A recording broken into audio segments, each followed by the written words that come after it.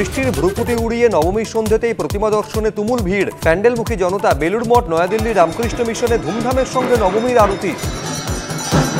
রাত পোহালেই বিদায়ের বিজয়া। বছরের সেরা উৎসব শেষের পথে। আনন্দ চেটে পুটে নিতে নবমীতে মানুষের ঢল। পুজো সবাই আনন্দ করেছেন, এর থেকে বড় উৎসব পৃথিবীতে আর কোথাও হয় না।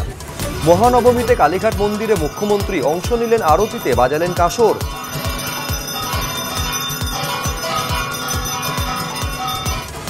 শ্রীভূমিতে ঢাক বাজালেন মন্ত্রী সুজিত বসু। সুরুচিতে অরূপ বিশ্বাসের সঙ্গে ঢাকের বলে মাতলেন সৌরভ। সন্ধ্যেতে এলেন আবির যিশুরা, বাজালেন ঢাক।